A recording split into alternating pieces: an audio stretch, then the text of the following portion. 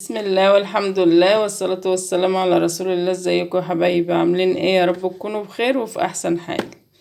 بصوا بقى، الشتا طبعا بطاطا مشوية بقى، مسلوقة، اي حاجة، في الفرن، صينية. احنا بقينا بنبدع في البطاطا بقى دلوقتي. ولادي عايزين بطاطا، جزء عايز مشوي وجزء عايز بالبشاميل، فاحنا ايه هنرضي الجميع ان شاء الله. انا جبت البطاطا دول كده 3 كيلو.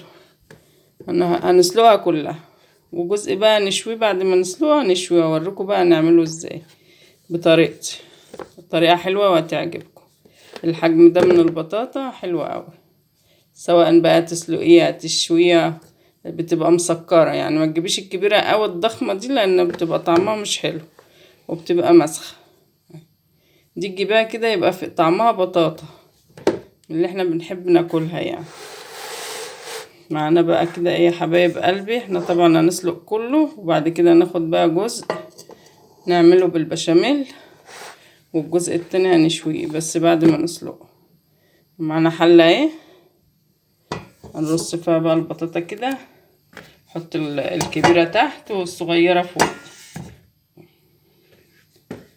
بالشكل ده.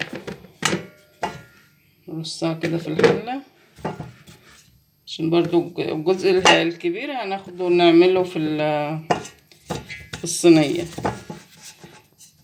نعملها بالبشاميل يعني. والصغيرة نحطها بقى ايه شوية كده في الفرن تحت الشواية، تكمل ايه، تاخد وش كده، يبقى طعمها حلو ومعسلة برضو، وأكننا ايه شويناها. وممكن تحطها برضو في الفرن كده على الشبكة في النص، ولا على الفرن أعلى حاجة، هتستوي وتشوي وتبقى زي الفل. الحجم ده يعني مناسب لكل حاجة. بس يا حبايبي، نحط بقى المية بتاعتنا. الكمية دي نحط لها كده ايه حوالي كوبايتين او كوباية ونص مية. بسم الله. انا غسلاها ومنضفاها زي الفل. بحب اشيل برضو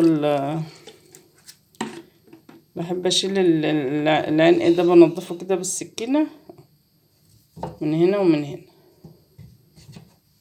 قبل ما اسلقها.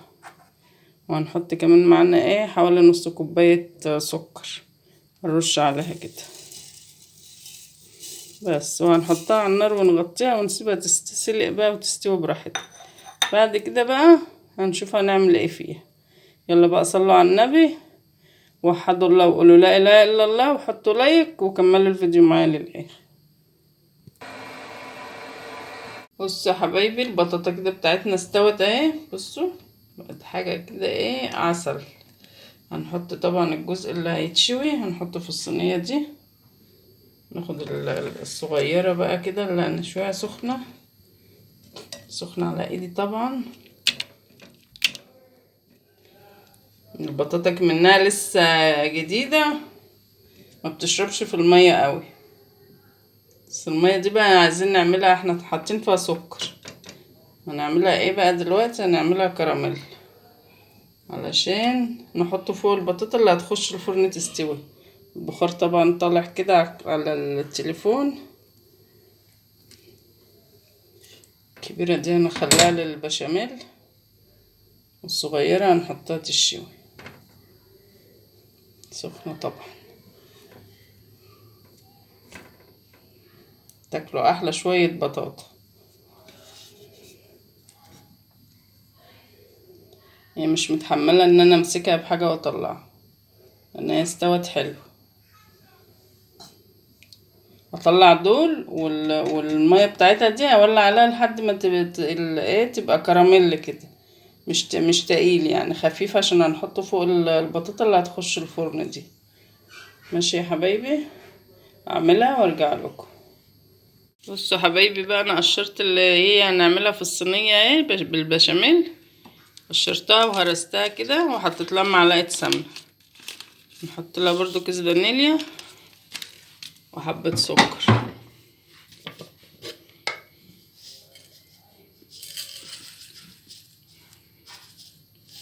حبه سكر كده ايه مش كتير، عشان هي البطاطا يعني حلوه، ولسه هنحط برضو للبشاميل سكر.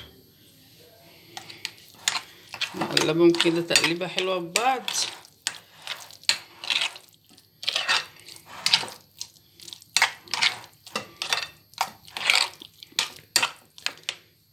انا بقى صينيه اهي، دي اكبر صينيه في الطعم بتاع البسبوسه. انا دهنتها سمنه وعفرتها كده بشويه دقيق عشان البطاطا ما تلزقش فيها، زي ما بنعمل في الكيكه كده.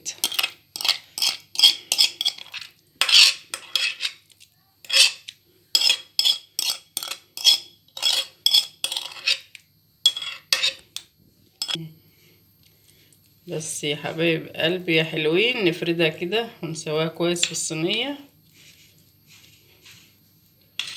اهي. خليها متساويه كده، ما يبقى ايه مش عالي وواطي.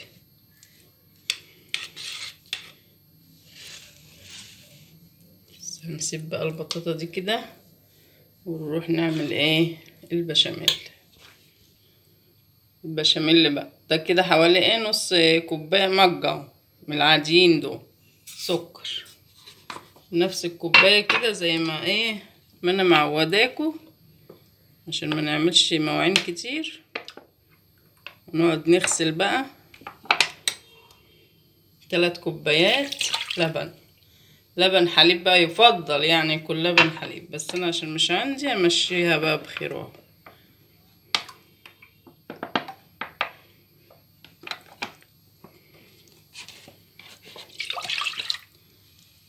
كده حطيت 2 اهو، هحط الثانيه بعدين عشان ما اطولش الفيديو عليكم. كيس فانيليا برضو،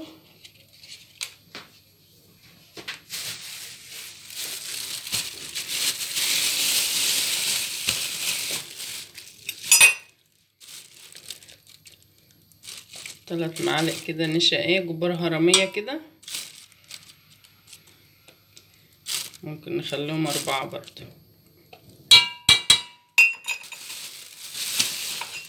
وهنقلبهم حلو كده تقليبه محترمة.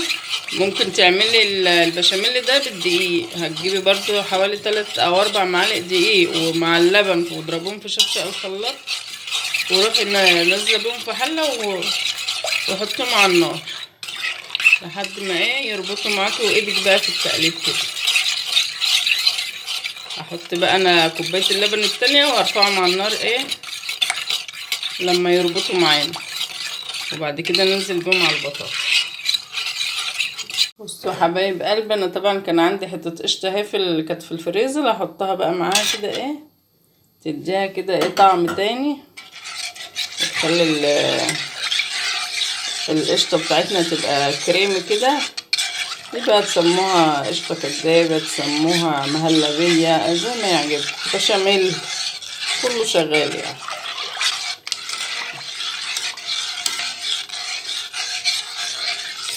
الحاجات دي بتبقى باللبن الحليب بتبقى طعم تاني. هنقلب فيها كده لحد ما تربط معانا، تاخد لها غلوتين كده حلو لما النشا يستوي، وبعد كده ننزل بقى على البطاطا بقى زي ما قلت لكم.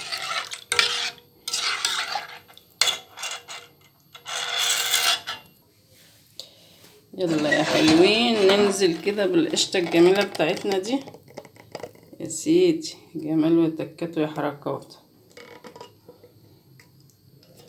ننزل كده بالقشطه الجميله، نجيب المعلقه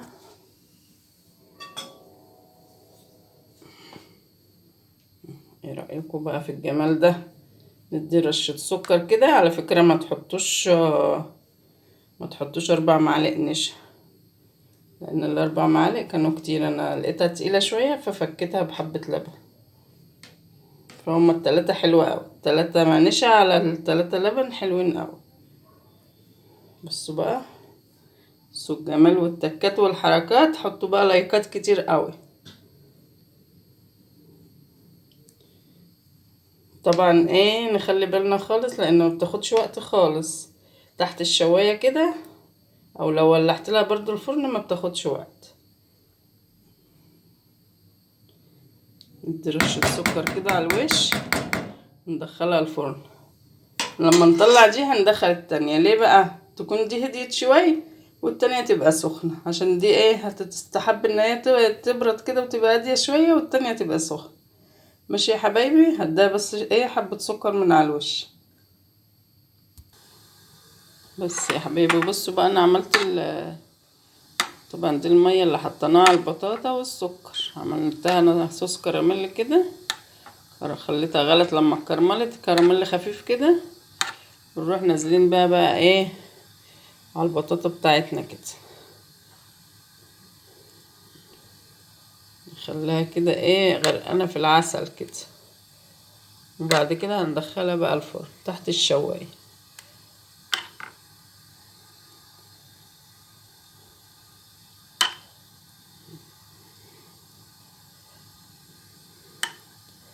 قلبها فيها كده.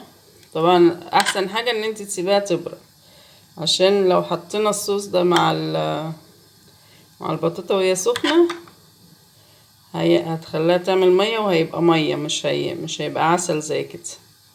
شايفين ده بقى يخليها ايه طعم وشكل وريحة ما حصلتش.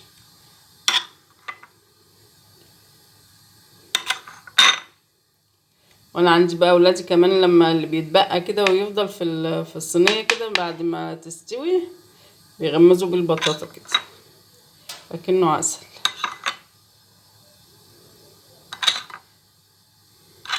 بعد ما اطلع الصينية التانية هندخل دي، عشان زي ما قلت لكم دي تبقى تهدى شوية ودي تبقى سخنة، مستحب ان دي تبقى ايه سخنة. بصوا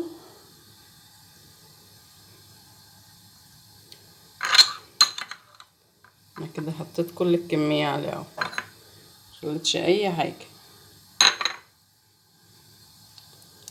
بس يا حبايبي هتاكلوا احسن بطاطا بالطريقة دي، وسهلة اهي ونضيفة، وحاجة عاملاها بايدك في بيتك، وبألف هنا وشفا. تسلي عيالك كده وهم قاعدين يذاكروا، حاجة بالليل كده تبقى حلوة اهي وهم قاعدين يذاكروا، ممكن تبقى عشا كمان يعني. بس يا حبايبي ادي الصينيتين بتوعنا احلى من بعض. بصوا البطاطا دي بقى، بصوا شكلها عامل ازاي، شكلها يفتح النفس كده. طلع واحدة، بصوا صينية البطاطا دي بقى لما طلعت، بصوا الجمال، بصوا الجمال والحلاوة، حاجة كده عسل، تستاهل لايكات كده وايه وتشجيعات ولايك وشير كده، عشان ايه الفيديو ده يترفع. تعالوا بقى نطلع بطاطاية كده، بسم الله. تعالوا يا حبايبي شوف التكات والحركات يا سيدي. بصوا احلى حاجة في الساعة دي، احلى حاجة تقدري بقى تاخدي كده ايه كأن ده كده عسل، تحطي في قلبها، وبالهنا والشفا. كده سلقنا البطاطا وشويناها في نفس الوقت. مش قادرة اكلها، اوعى حد ياكل بطاطا وهي سخنة قوي كده، بس البطاطا بتحتفظ بالنار بتاعتها، لازم نبردها الاول شوية وبعدين ناكلها عشان بقنا ما يتلسعش. بصوا تعالوا بقى نخش على الجمال والحلاوة ده. بسم الله. بس ولا تجيبي حلويات من بره بالغالي، ولا تجيبي حاجة كده في بيتك بايديك نظيفة. السلام السلام على التكات والحركات، اللي مش عايزة القطعة دي تيجي كده صغننة يا سيدي. بسم الله.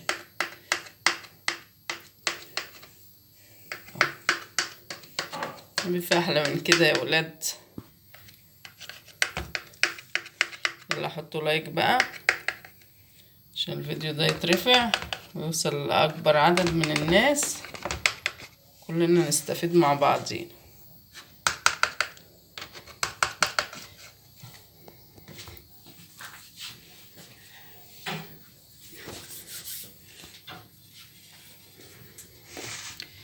حط بقى كده ايه، نحاول نطلع كده قطعة. بسم الله. طبعا الشيالة بتاعتي صغيرة فجبت دي. هي البطاطا بتحب تبرد يعني عشان تطلع معاك كده قطع ايه متماسكة.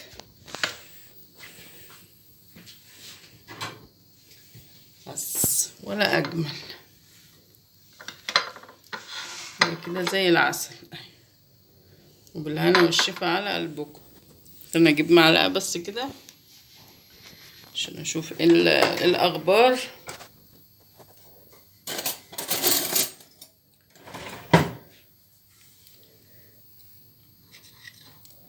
بصوا سلام، حاجة كده زي العسل اهي، مسكرة كده مظبوط وكل حاجة فيها مظبوطة. بألف هنا وشفا على قلبكم اهي. يلا بقى اللي بيشوفنا لأول مرة مشتركش في القناة يشترك في القناة، فعلوا زر الجرس عشان يوصل لكم منا كل جديد. نجيب الطبق ده هنا.